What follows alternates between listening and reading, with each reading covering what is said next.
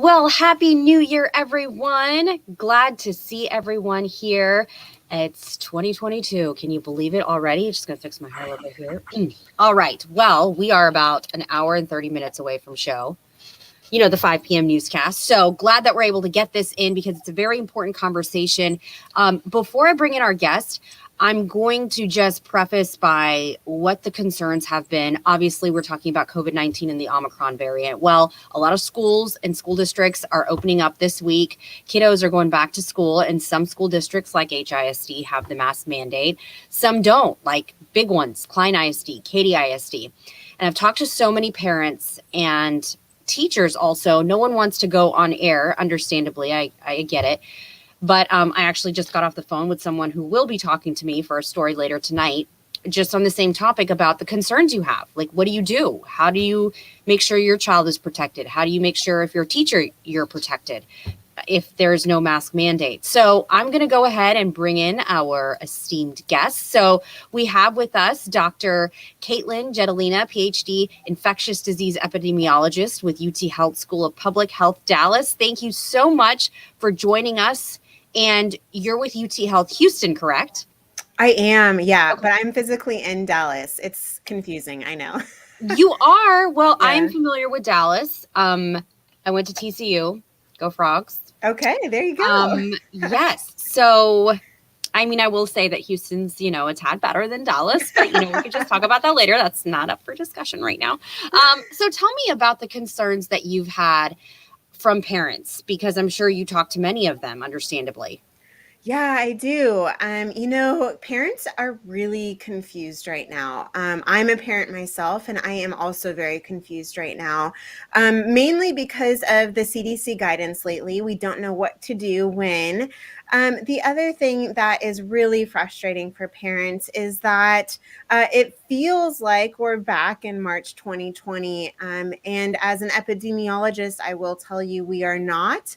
We're in a much better place right now, but it certainly feels like that with all of these cases growing, hospitalizations increasing, specifically among kids. It's a pretty exhausting time in the pandemic. So when it comes to kids, teachers, staff returning back to school at school districts that don't have a mask mandate, what are the big things that they can do to protect themselves? Yeah, I think what's been largely lost in a lot of the conversations is that masks do protect the wearer. If you don't have a mandate, but you're still going back to school and you wear a mask, specifically a good mask, we're talking about like an N95 for adults or KN94s or KN95s for kids, then you are still going to be protected, even if someone that's infectious isn't wearing a mask at all. The latest research is showing that like an N95 protects you for about 2.5 hours right next to someone with nothing at all. And so I think that is really the number one goal right now. Yeah, we have other things to do too. Of course, vaccines are the best, specifically boosters. We're seeing those, and kids even with boosters are about 80% less likely to get Omicron. So boosters are working really well in protecting against Omicron. The other thing is ventilation. Ventilation is really important and one of the most underutilized tools in this pandemic. And that's because Omicron specifically, but other variants are airborne. And so think of it like cigarette smoke in a room, right? If someone smokes a cigarette in the room and there's not good ventilation, that smoke can sit there for hours. And with COVID-19, it looks like it can sit up there for at least 16 hours. And so that's really why it's important to get ventilation going, get that air moving, and even get that air filtered if possible. And then the fourth tool is antigen testing. Rapid antigen testing works really well to tell if you're contagious or not. And so I think everyone's getting really sick of this, but using a layered approach is the best bet when kids and teachers are going back to school. And when you said that the N95 mask is only for 2.5 hours, like, does that mean that you're supposed to be changing masks, or does it mean that you should be away from, like, how do you protect yourself from that? Yeah, so that is 2.5 hours when you are directly one-on-one next to an infected person wearing nothing. Now, if that infected person is wearing a cloth mask, this increases a lot. And then, of course, if that other person's wearing an N95, that protection lasts for 25 hours. And so yeah, you don't want to be next to someone in close distance for more than 2.5 hours. And that means breaks are good, or lunches, or getting that air flowing as well. So when you have kids that are below 5, cannot get that vaccine yet, and they're sitting in close groups, and I mean, I'll just, like, my son, he's 4.5, and he's sitting in a close group. They're in circle time, and it's a circle, and they're close by. So what do you tell parents that have that situation and they don't have the spacing in classes? Yeah, unfortunately, the spacing actually doesn't work that well as we thought in the beginning of the pandemic, and that's because of it's airborne. So it can float in the air. And so I think the spacing is a lot less important than the other mitigation measures. And so I tell I'm a parent of 2 kids under 5 too. And so what I do is I ensure that I have a conversation with their teachers or their childcare teachers. They're all wearing masks as well. They're all paying attention. I ask the teachers if they're vaccinated, and they all are. And so really you can just do the best you can do. What's very clear is that kids need to remain in school. It's very important that we get kids back in school. And I do believe that we can do it safely with all of these measures in place. One of my friends, she has her daughter going to KDISD. The teacher didn't wear a mask, has not been vaccinated, but is teaching. And I think it was yesterday she called in sick and tested positive for COVID. So what do you do in that situation? Because obviously you're thinking, oh my goodness, my child might have been exposed. Yeah, so this is where that CDC guidance really comes along. So if and that's really dependent on vaccination status. So if your kid is vaccinated, specifically boosted, they don't need a quarantine. We know boosts help a lot in preventing infection. Now, if they're unvaccinated, like they're ineligible, like my little kids, or they've only had, 2 doses, or they only have 1 dose, then they really need to quarantine. They need to quarantine until, 1, they can get tested, or 5 days have passed and they still don't have symptoms. And what do you tell your child who's little? Like I have 2 under 5 as well. And what do you tell them? Of course, washing your hands, sanitizing, don't pick your nose, all of that kind of stuff. But at the end of the day, how are you able to kind of communicate that to the child? Yeah, honestly, you do communicate that. You have a conversation with them, but then you also have to lead by example. That's why it's really important that parents still wear masks in front of their kids. Like if you're going to the grocery store, we need to normalize it. Because if we do, the kids aren't going to question it. It's just part of what we do. Like we wear pants, we wear a mask. And so as long as I think we can normalize it as much as possible, then they won't even question it. And it's just kind of what we do. That's such a good point because, that's such a, they just basically copy everything you do. So that's a great idea. Bad or good, right? Yes, bad or good. We have a question from one of our Facebook followers. Mary Jane Alley is asking, masks do work. I didn't get it until I took my mask off because I had my shot. And we went to a family get together and caught it. If I would have had my mask on, it wouldn't have gotten it. I think she's saying, would her mask have helped? So the big question is, how important are masks? And are we talking cloth masks, N95? Does it make a difference? Yeah, so masks do help. They are not perfect, though. So it's really difficult to know, to Mary Jane, if the mask would have. I mean, we don't know. It could have not. But we just saw a pooled study back in November 2021 that pooled all mask studies, and they found that masks protect transmission by about 53%. So they work, but they're not perfect. It certainly matters what type of mask you have. You need a good mask, especially with Omicron, because it is so transmissible. So it's really time to upgrade those masks. I would not be comfortable with a cloth mask right now, especially if you're not boosted. So for children, are you saying the N95 mask is the best mask to get?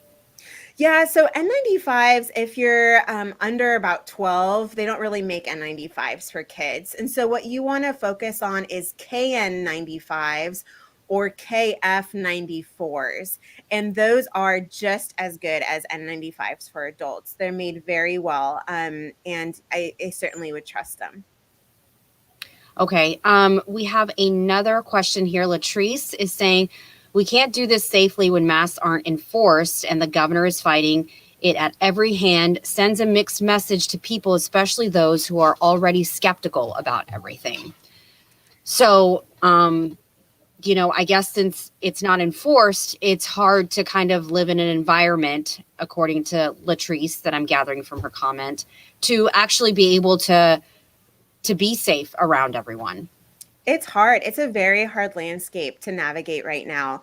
But, I think what's important is that if we're not going to approach this as a population level, we need to approach it smartly on an individual level and stick to the science. You can do just the best that you can do. Wearing a mask will protect you, and it will protect your neighbor as well, even if they're not wearing a mask. And so that's kind of the advice I have. I get it. It's really difficult to do, but we as individuals need to stick to the science. And can you I know you've answered this in a roundabout way as well, but the difference between those cute cloth masks that all the kids have, and it's really fun and all of that, versus the KN94 you said? KN9, it's KN94. I'm sorry, KN95 and KF94.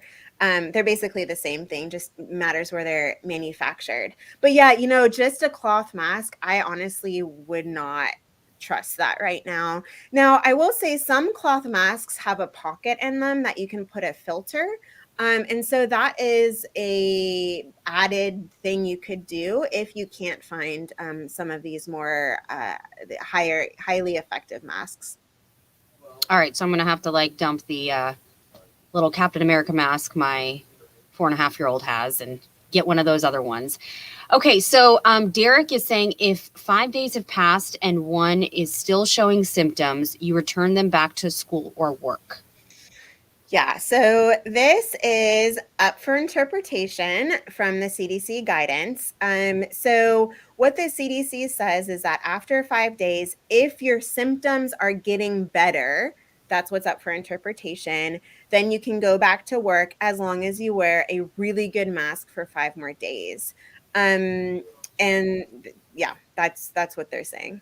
That's, I've also heard, again, trying to get someone on camera to talk about this, but there are companies, big companies that we've all know of, that are telling their employees, well, if you test positive for COVID and you're asymptomatic, you can still come to work. Do you think that's a smart decision?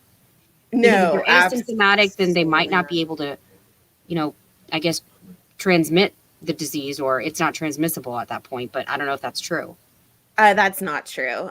We know that asymptomatic people can easily transmit the virus. And sometimes asymptomatic people transmit it as well as symptomatic people. Symptoms is not a well, it kind of is a predictor, but you certainly can still transmit if you're asymptomatic and you test positive.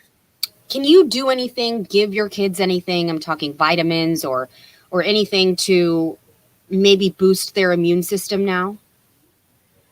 That's a great question. And I haven't seen any evidence out there, any studies done. The only really evidence I've seen that boosts the immune system are the vaccines. Okay. Vitamins, like there's children's vitamins out there as well. Do you recommend something like that? I mean, I think vitamins are always a great thing for everyone to have. The impact it has on fighting SARS-CoV-2 if you're infected, I think is up for debate. Okay. And when it comes to kids coming home every day, what should a routine be? I know washing hands and all of that, but is it very important, because they do sports after school and all kinds of things. So what is kind of a good, safe routine or something they should be doing on a daily basis?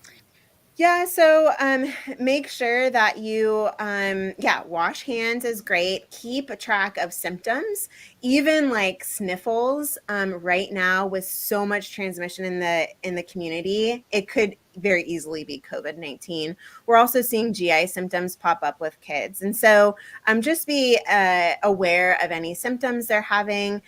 Make sure that you keep a good stock of masks. If you're continuing to use cloth masks to wash them, and then also switch out KN95s or KF94, whatever, every Yes. couple of days. I'll put that out there in the story as well, and I'll have it on the web story so we can get it out there. Laura Miller says, what do you do about the kids in daycares that aren't old enough for the mask or one that won't wear it for long periods? Yeah, this is a great question, Laura. So I'm actually in this position too. I have two little girls, less than 2.5 years old, both of them. So they can wear masks, but not for long or very well. And so as a parent, what I did was we searched for childcare that the adults wear masks and the adults are all vaccinated and boosted. And it's not going to be a perfect environment for them, but I'm a lot more comfortable with the girls being at somewhere like that opposed to another childcare that isn't. I had the question also of someone who is vaccinated and boosted. Doesn't that help themselves from the symptoms? Because you can still be contagious if you get it, because obviously there are people who have vaccines and gotten boosted and they still get COVID. So when you're talking about other people around you that are vaccinated, does it help you, the person out, when you're surrounded by people vaccinated? Yeah, it Okay. does. So, yeah. So if we're talking about Omicron, if you have a booster, that means that your immune system can fight the virus before the virus infects your cells. So your immune system works really quickly, and that's important because if the virus doesn't replicate in your cells, you're not contagious. And we see that happening about 50 to 70% of the time among boosted people, which is fantastic. So that means that even if a boosted person is exposed to the virus, that doesn't necessarily mean they're contagious. And that's because of the immune system. Now, if there's too much virus and your booster can't fight the virus before it infects the cells, this is called a breakthrough case. And breakthrough cases, even if you get symptoms, vaccines still kick in because they help you clear the virus much faster than among unvaccinated people. And so, yeah, those boosted people may be infectious, but it's for far shorter than those that are unvaccinated or those that are partially vaccinated. All right. Well, I think this gives so much better perspective, all the information that you've given, especially since you're a mom yourself, so you understand the concern. Also, hats off to you. You have two under 3? Yeah. I have a 1.5-year-old and 4.5-year-old. I get my hair straightened at work. I do it myself. We don't have hair and makeup people. Everybody thinks we have hair and makeup people. No, a lot of trial and error and good lighting.